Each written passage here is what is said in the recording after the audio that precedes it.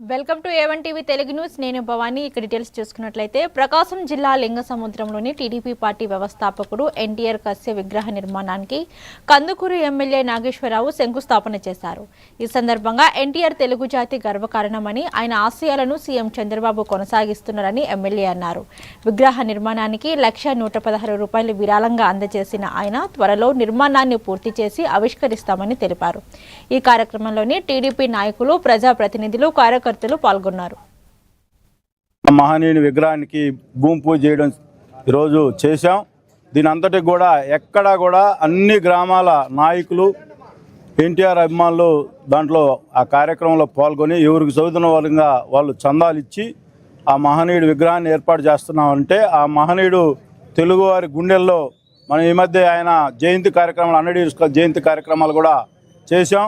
ఈరోజు మన రాష్ట్ర ముఖ్యమంత్రి నారా చంద్రబాబు నాయుడు గారు ప్రతి నెల 1వ తారీఖున ఎన్టీఆర్ భరోసా అని చెప్పి ప్రతి కుటుంబంలో ఆ మహనీయుడి పేరు పెట్టుకొని భరోసా కల్పించే విధంగా ఈరోజు ఎన్టీఆర్ భరోసా కార్యక్రమం కూడా పేదలకు పెన్షన్లు ఇవ్వడం కానీ, పేదవాడు 3 పూట్ల అన్నం తినాలి, పస్తుండకూడదని చెప్పి ఈరోజు ప్రతి నియోజకవర్గంలో అన్నా క్యాంటీన్లు పెట్టినటువంటి మన నాయకుడు నారా చంద్రబాబు నాయుడు ఆ మహనీయుడిని స్మరించుకుంటూ ప్రతిరోజు ఈ రాష్ట్రంలో తెలుగువారు అందరూ కూడా స్మరించుకుంటూ ఉన్నారంటే ఆ మహనీయుడు చేసిన సేవలు ఎప్పుడు కూడా తెలుగు ప్రజలు ఉన్నంతకాలం ఈ దేశంలో ఎవరిని పిలవనంత ప్రతిష్టగా అన్నాన్ని పిలిపించుకునే అటువంటి మహనీయుడు స్థాపించిన పార్టీలో మన అందరం ఉండడం చాలా సంతోషం.